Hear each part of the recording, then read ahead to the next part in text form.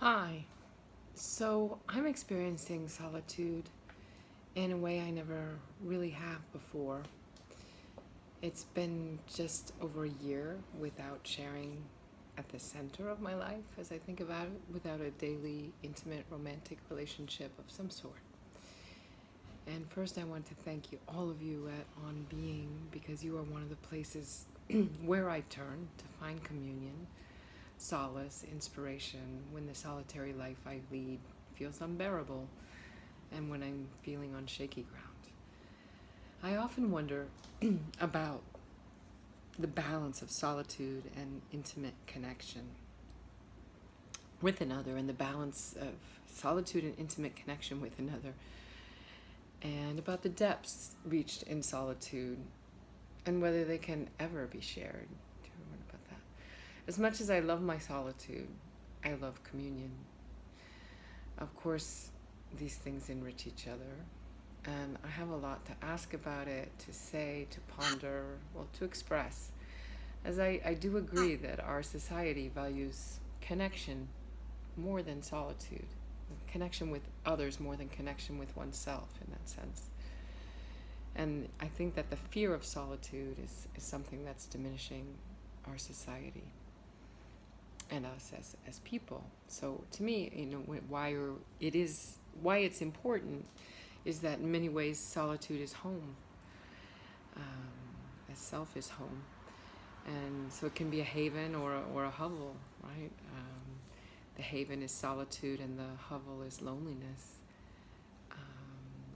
The same space can look like both to me, depending on the state of my mind or my soul, or maybe if I've exercised or not, or if I've gotten enough sleep, or how well I've eaten. And writing, as I, in a way, am doing now, talking to you, is something that makes me feel less alone when I am solitary. I'm here in my home alone,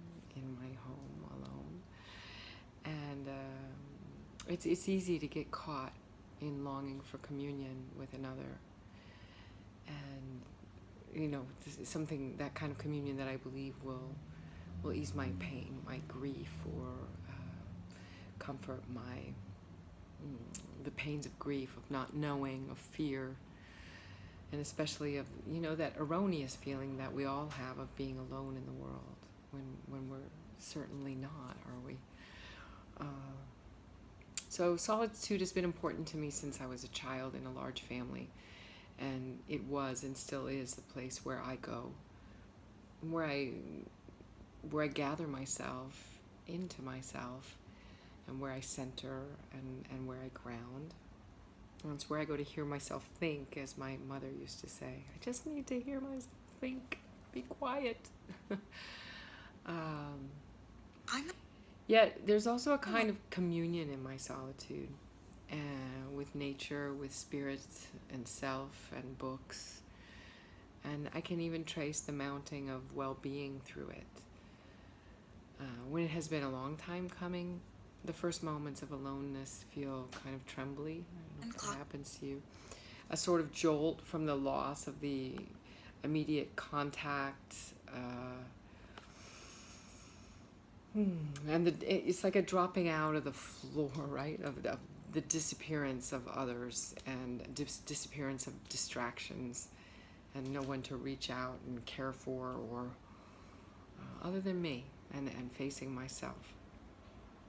I'm moving into having a talk with myself, and finding out whose voices have drowned out my own in the meantime, and asking myself about myself, and watching the way I move through the world, and the deals I make or I don't with my life, and the places where I'm sincere, something really important to me, and not, and the way I treat myself and others. So then I'm, gradually moving from that trembling to solid feet on the ground, and then shining. And I've also realized, both in and out of relationship, how important solitude is to my work as a writer. I find comfort in that sort of aloneness, and I found comfort when reading a sentence of Glenn Schaefer's. Like, I was an outsider, as every proper writer ought to be.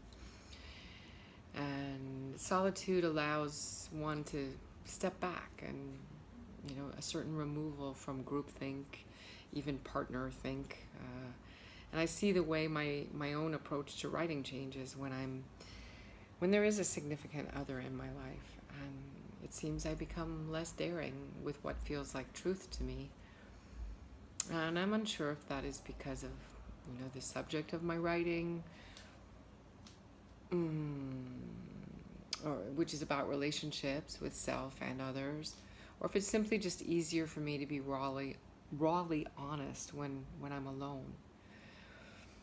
Solitude for me, it solidifies after the trembling. It solidifies and flexes the kind of rebar at the core of me, and then it creates joy if I let it, if I ride it. And creating space for me, it's easier to create space for solitude now because I live in it, and I'm no longer married, and my son is in college. I took the risk to move to Chicago this year, a city I once knew that all of my closest friends moved away from, the ones that were here. And I did it to live a freelance life of my own making, quite alone, thinking I would have more opportunities to support my writing here with all of my different talents. So now I have to create space for social interaction. And when I was living in a marriage and a family, I created space for solitude by carving out a place in my home that was just mine, a door where I could shut. I took walks. Sometimes I even asked for the entire home alone for myself for a while. And it wasn't always easy, but I always appreciated it when I had it. Kind of like a opening up of the air. And now it's kind of the opposite. I go outside to get social air, and it's my air here. Walks in nature are also a really good thing for solitude, like a morning reflective time, morning and evening. And I've come to a place where I experience more often now what Donald Hall wrote of when he said, when solitude loses its soft power and turns to loneliness. And that's so dangerous and scary, and it can be like at the edge of desperation for me sometimes to want that human connection and human contact, or even if I hold myself or I hold my own hand, it's lovely, but it's not the same exactly. And knowing that there's no one to run to who knows the wanting to run away from myself or running to someone, but knowing that there's no one else but me who knows the depths, and I don't even know all those depths in me, right? But I know I had an experience last summer where I even was kind of doubled over thinking, gosh, if I can make it through this kind of painful loneliness right now, I think there are some really great treasures to be found that I won't find any other way. And that has been true. So I also feel grateful when it's just like the relief of solitude that returns. But even there's those feelings of loneliness still sometimes feel like a sort of failure to me, which is crazy, I know, but and it's far from life-giving and a way to bash myself for how dare you, how can you be lonely? And you're you, you're with you, and you're lovely. So when one can tell oneself that, it's a real comfort. But I also really value sincerely shared joy, and the comfort of that is tangible. I know I'm going on a bit long, but I'm happy if this is cut. And so where do I turn to figure it out? I turn to books. As I said, I turn to On Being. I turn to my own writing, writing conversations with myself, to radio programs like yours, to films, to music, to I even like to recite Dr. Seuss, Oh, the Places You'll Go, to myself sometime, about alone, alone, whether you like it or not. Alone is something you will be quite a lot. And how is it? When you're alone, there is a very good chance that you will meet things that scare you right out of your pants. Down the road between hither and yon, that will scare you so much you will not want to go on. But on you will go, though the hack and cracks howl. On you will go, though the weather be foul. And it helps me get through those times. Another thing I remind myself is that everyone feels this, I think, in some way. And that's how we're not alone. We're kind of all sharing our pockets of loneliness in these bubbles, or porous bubbles side by side. I hear more talk about loneliness in the city, which is surprising. And another thing what else? So, there's different things about it. There's like whether we have the courage to go into it. There's the weight of memory in it. And there's the ache of hope. And there's the trepidation of only turning inward and getting caught there. And that longing that one can get caught in. And I look to writers, artists, walkers, my mother, those who live alone and are not in search of others. Those who speak of wanting it and being afraid of it. I'm talking about solitude again. Philosophers and those who are honest about the raw pain sometimes experienced in it, as well as honoring the value of it. I'm more inclined to trust people who like being alone, yet who also value sincere companionship. Sincere companionship. And now I feel like I need to feel more solid on my own, for example, in my life. And yet most of the trepidation I feel now in my life is related to finances. So feeling financially secure in the world and thinking once I feel that, once I have that base, whatever that means exactly. I don't have a number. I kind of have an idea, but that then perhaps I can enter into intimate daily relationship again with another person. Maybe I could, have an affair or live with someone. I don't know. I could think about sharing that space at the center of my life, which is now only occupied by me. And it's easy to see how my fears about having enough money so quickly can affect my self-esteem. And I remind myself that I am not my bank account. Okay? It also seems a bit crazy, off somehow, that finances and money could provide that sense of security. Maybe I'm wrong. Maybe that won't do it either.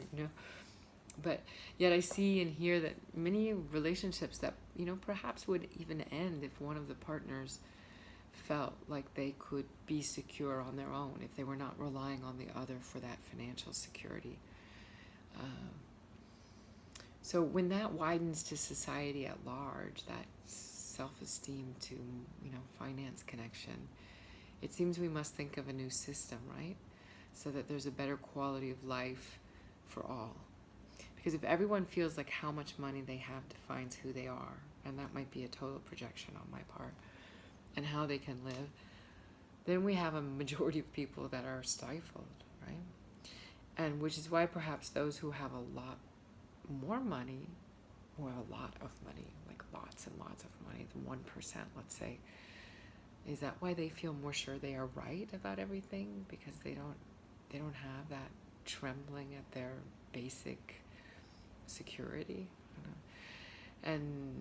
or maybe they never even take the time to think about it, and maybe there's never enough for them. I don't know. But for me now, it seems like the last piece of the puzzle in the security of my solitude somehow, which is weird in a world where I feel that much of what I know and value as a person in the arts and in education, which is undervalued in society at large, I believe. I mean, it's a world in which my students, when I was, as a professor, as a lecturer and instructor, my students were more impressed that I had a small role in a film with David Hasselhoff than that I had a PhD, like, a wealth of knowledge and experience, and had traveled the world and these sorts of things. So I think that that reflection, that thinking, that I think most people are afraid of in solitude, and they don't like to go there. That's actually where, if everybody could move through that, I think we might have a healthier society. Anyway, thank you very much for listening.